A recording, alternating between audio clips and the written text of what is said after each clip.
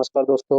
आज है हमारा डे 17 और रैपिड रिवीजन इन नर्सिंग का, जिसमें हम कंप्लीट करने वाले हैं 100 one liner from respiratory system, जो कि टॉपिक है एमएसएन का, यानी कि मेडिकल सर्जिकल नर्सिंग का रेस्पिरेटरी सिस्टम।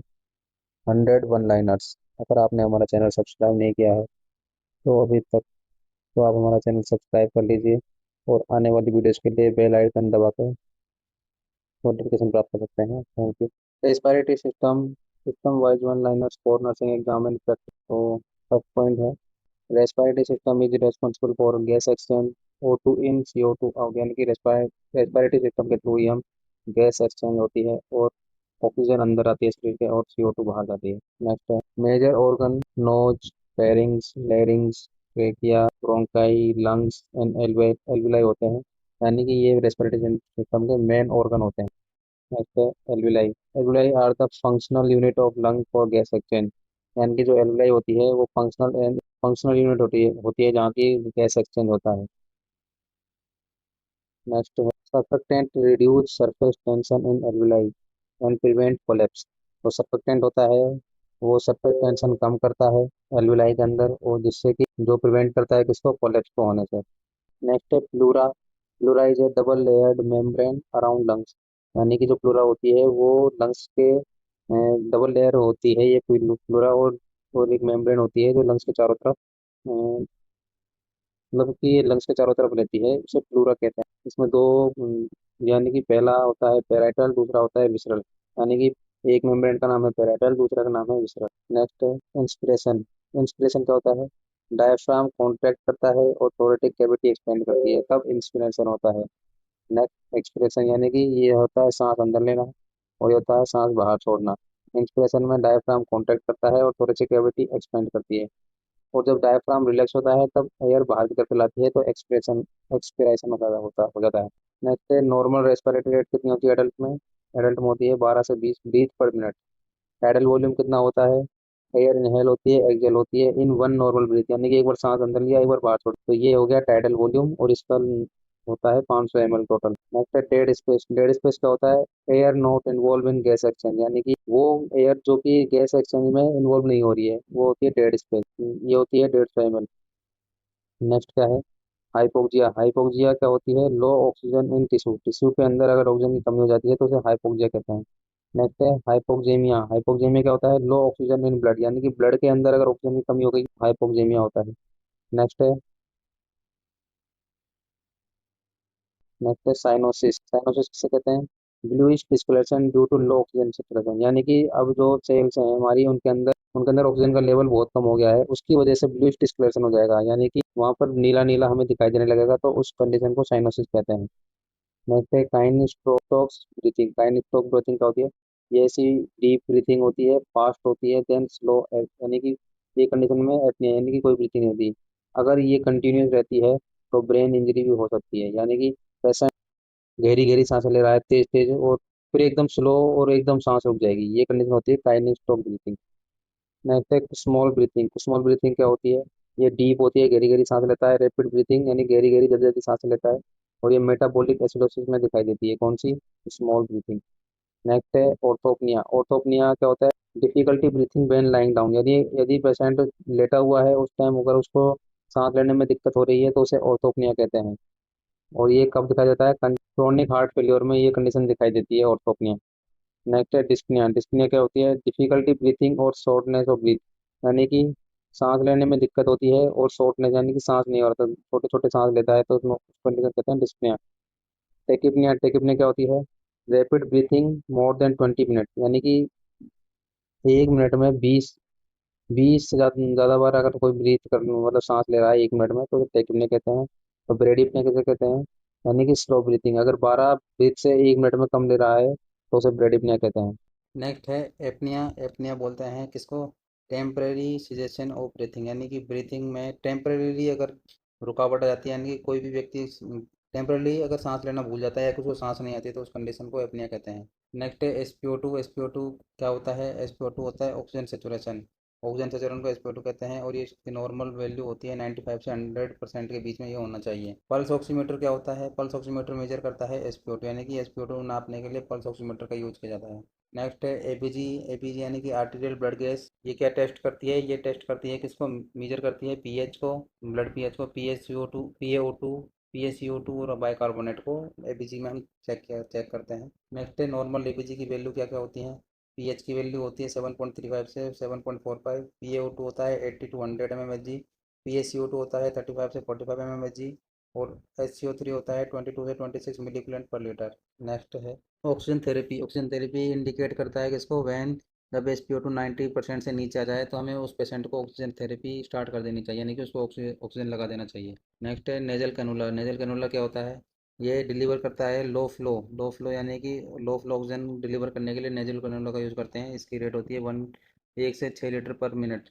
नेक्स्ट है नॉन रीब्रीथर मास्क। नॉन रीब्रीथर मास्क क्या है? हाई ऑक्सीजन कंसनट्रेशन, यानी कि 100% ऑक्सीजन डिलीवर किसके द्वारा की जा सकती है? नॉन रीब्रीथर मास्क के द्वारा। नेक्स्ट है वेंचुरी मास्क। वेंचुरी मास्क क्या होता है? ये प्रिसाइज ऑक्सीजन कंसनट्रेशन प्रोवाइड करवाता है ऑक्सीजन थेरेपी में पेशेंट को, वेंचुरी मास्क। नेक्स्ट है इंसेंटिव रिस्पायरोमेट्री। इंसेंटिव रिस्पायरोमेट्री एनकरेज करता है किसको? Deep breathing and lung expansion को, यानी कि पोस्ट ऑप में पेशेंट को इंसेंटिव रिस्पायरोमेट्री यूज़ करने के लिए बोलते हैं, ताकि जो डीप ब्रीथिंग करेगा तो उससे लंग कोलेप्स होने से बचेंगे और लंग एक्सपेंशन होगा। नेक्स्ट है पल्मोनरी एम्बोलिज्म। पल्मोनरी एम्बोलिज्म क्या होता है? जो क्लोट होता है वो ब्लॉक करता है किसको? पल्मोनरी आर्टरी को, जिसकी वजह से चेस्ट पेन होता है और डिस्पीनिया होता है। नेक्स्ट है न्यूमोनिया। न्यूमोनिया क्या होता है? एल्विलाई के इन्फेक्शन को न्यूमोनिया कहते हैं, और ये कफ, फीवर, स्पुटम इसके मेन सिम्टम होते हैं न्यूमोनिया में। नेक्स्ट है ट्यूबरक्लोसिस यानी कि टीबी। टीबी किसके द्वारा होता है? माइकोबैक्टीरियम ट्यूबरक्लोसिस के द्वारा टीबी होता है। टीबी के सिम्टम क्या क्या होते हैं? क्रोनिक कफ होता है, नाइट स्वीट्स होते हैं, सुना मतलब रात, क्रोनिक यानी कि लंबे समय से कफ यानी को खांसी हो रही है, रात में पसीने आते हैं, वेट लॉस होता है पेशेंट का, और फीवर रहता है। ये टीबी के सिम्टम होते हैं। वेंटॉक्स टेस्ट यानी कि पीपीडीबी कहते हैं जिसको, ये डायग्नोस्टिक टेस्ट है किसका? टीबी का। टीबी का डायग्नोस्टिक टेस्ट कौन सा होता है? पीपीडी या मेंटॉक्स टेस्ट। नेक्स्ट है बीसीजी वैक्सीन। बीसीजी वैक्सीन किसके प्रिवेंट करने के लिए लगाई जाती है? ट्यूबरक्लोसिस यानी कि टीबी से प्रिवेंशन के लिए बीसीजी वैक्सीन लगाई जाती है बच्चे के तुरंत बर्थ के बाद। नेक्स्ट है ब्रोंकियल अस्थमा। ब्रोंकियल अस्थमा क्या होता है? Chronic airway inflammation plus wheezing, यदि कि लंबे समय से उसको एयरवे में इन्फ्लामेशन है और उसको वीजिंग साउंड सुनाई दे रहा है, तो इसका मतलब है कि उसको ब्रोंकियल अस्थमा है। नेक्स्ट है अस्थमा का ट्रीटमेंट। अस्थमा का ट्रीटमेंट क्या क्या होता है?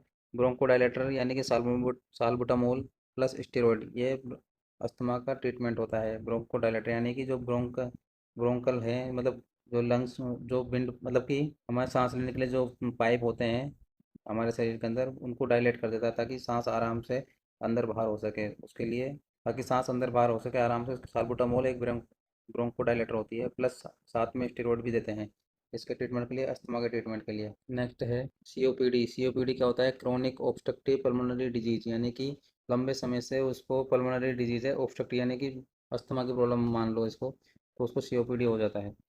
इसमें क्या क्या होता है? इसमें एम्फाइसीमा होता है और क्रोनिक ब्रोंकाइटिस होता है, यानी कि सीओपीडी में एम्फाइसीमा होगा और क्रोनिक ब्रोंकाइटिस होगा।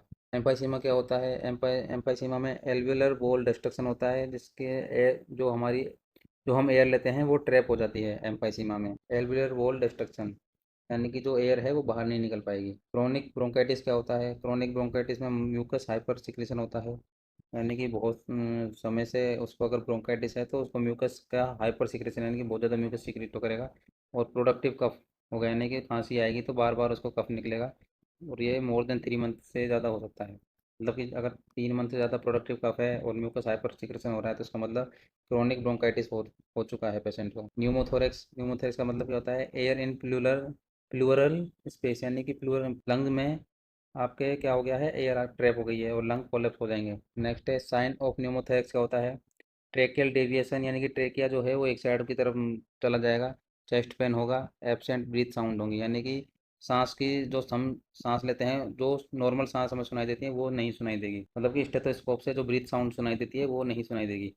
नेक्स्ट है chest tube. Chest tube inserted to drain air fluid in pneumothorax, यानी कि न्यूमोथोरेक्स की कंडीशन में चेस्ट ट्यूब इंसर्ट करते हैं ताकि जो एयर है या फिर फ्लूइड है उसको ड्रेन कर लिया जाए। नेक्स्ट है हीमोथोरेक्स। हीमोथोरेक्स क्या होता है? प्लूरल स्पेस में ब्लड का होना हीमोथोरेक्स कहलाता है। नेक्स्ट क्या है?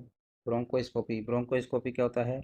एंडोस्कोपिक विजुअलाइजेशन ऑफ ब्रोंकाई, यानी कि जो ब्रोंकाई है उसका एंडोस्कोपिक, यानी कि एंडोस्कोप से विजुलाइज करना ही ब्रोंकोस्कोपी कहलाता है। नेक्स्ट है रेस्पिरेटरी फेल्योर। रेस्पिरेटरी फेल्योर क्या होता है? इनएडिक्वेट गैस एक्सचेंज, यानी कि गैस एक्सचेंज इनएडिक्वेट हो रहा है, यानी कि कंप्लीट गैस एक्सचेंज नहीं हो रहा, तो इस कंडीशन को रेस्पिरेटरी फेल्योर कहते हैं, जिसमें इंट्यूबेशन में भी नीड है, यानी कि पेशेंट को इंट्यूबेट करने की जरूरत पड़ सकती है। मैकेनिकल वेंटिलेटर, मैकेनिकल वेंटिलेटर क्या करता है? यह ब्रीथिंग में सपोर्ट करता है इन क्रिटिकली इल पेशेंट, यानी कि कोई पेशेंट का रेस्पिरेटरी फेलियर हो गया है तो उसको मैकेनिकल वेंटिलेटर की जरूरत पड़ेगी। नेक्स्ट है पीक फ्लोमीटर। पीक फ्लोमीटर क्या होता है? यह मेजर करता है क्या? एयर फ्लो को इन अस्थमा पेशेंट, यानी कि अस्थमा के पेशेंट में एयर फ्लो मेजर करने के लिए जिस मीटर का यूज किया जाता है उसको पीक फ्लोमीटर कहते हैं। नेक्स्ट है इनहेलर, एमडीआई। ये क्या होते हैं? ये deliver lung directly to lungs, यानी कि ये deliver drugs directly to lungs, यानी कि ये लंग को सीधे दवा देने के काम में आते हैं इनहेलर्स, यानी कि यूज स्पेशल फॉर चिल्ड्रन, यानी कि बच्चों में देने के लिए स्पेशल डिवाइस का यूज किया जाता है। Smoking is major risk factor for COPD, lung cancer and TB, यानी कि स्मोकिंग से सीओपीडी आम हो जाती है, लंग कैंसर भी हो सकता है नॉर्मली, और टीबी तो हो ही जाती है, इसलिए कभी भी स्मोकिंग नहीं करना चाहिए। नेक्स्ट है bronchial asthma. Bronchial asthma is reversible airway obstruction, यानी कि अगर ब्रोंकियल अस्थमा हुआ है तो ये रिवर्सिबल होता है और ये ठीक हो सकता है। COPD include emphysema and chronic bronchitis and emphysema involve destruction of alveolar wall, we discussed in this. Chronic bronchitis is productive cough for more than 3 months या ईयर, ये chronic bronchitis होता है। Next, cyanosis is a bluish discoloration due to hypoxia, we discussed it. Pulse oximetry measure peripheral oxygen saturation. Next, normal SpO2 is 95 to 100%. ABG यानी कि arterial blood gas gives detailed information on oxygenation and acid base status. Next, normal PaO2 is 80 to 100 mmHg. Normal PaCO2 is 35 to 45 mmHg. Normal HCO3 is 22 to 26 milliequivalent per liter. Next है respiratory acidosis में क्या होता है? CO2 increase होती है और pH decrease होती है। एसिड होता है, यानी कि एसिड में जो पीएच होती है 7 के नजदीक आएगी, यानी कि पीएच डिक्रीज होगी। एल्कलोसिस में जो पीएच होती है 7 से ऊपर जाती है, यानी कि वो एल्कलोसिस होता है। नेक्स्ट है इंक्रीज पीएच होती है रेस्पिरेटरी एल्कोहल में, डिक्रीज CO2 होता है। Next, clubbing is seen in chronic hypoxia. यदि लंबे टाइम से हाइपोक्सिया है तो क्लबिंग, यानी कि जो उंगलियों का जो अगला वाला पार्ट है, नाखून वाला पार्ट, वहाँ वो मोटा हो जाएगा। यानी कि एग्जांपल लंग सी है, यानी कि मतलब कि अगर लंग का कैंसर है या ब्रोंकिएक्टेसिस है तो उसमें क्लबिंग नॉर्मल दिखती है। वीज इज एक musical sound heard in asthma. Asthma के अंदर जो वीजिंग साउंड होता है वो म्यूजिकल साउंड जैसा लगता है, तो अस्थमा में सुनाई देता है। नेक्स्ट, क्रैकल या rales are heard in pneumonia. Pneumonia में क्रैकल साउंड सुनाई देता है, और पल्मोनरी एडिमा में भी क्रैकल साउंड सुनाई देता है। Incentive spirometry prevent atelectasis for surgery, यानी कि ओटी के बाद में, यानी कि ऑपरेशन के बाद जो इंसेंटिव स्पायरोमेट्री होता है वो एटीलेक्टेसिस यानी कि लंग कोलैप्स को प्रिवेंट करता है। Next, chest physiotherapy help clear secretions, यानी कि चेस्ट फिजियोथेरेपी से हम जो सिक्रेशंस होते हैं उनको क्लियर कर सकते हैं। टीबी का डायग्नोसिस क्या क्या हम किस किस से कर सकते हैं? स्पुटम से, स्पुटम एएफबी, चेस्ट एक्सरे और मोनटेक्स टेस्ट से हम टीबी का डायग्नोसिस कर सकते हैं। नेक्स्ट है BCG vaccine is given for TB prevention at birth. Next है pulmonary embolism. Pulmonary embolism present करता है क्या? सडन डिस्पनिया, यानी कि अचानक से सांस लेने में दिक्कत, और चेस्ट पेन और हेमोप्टेसिस, यानी कि खून आएगा थूक में।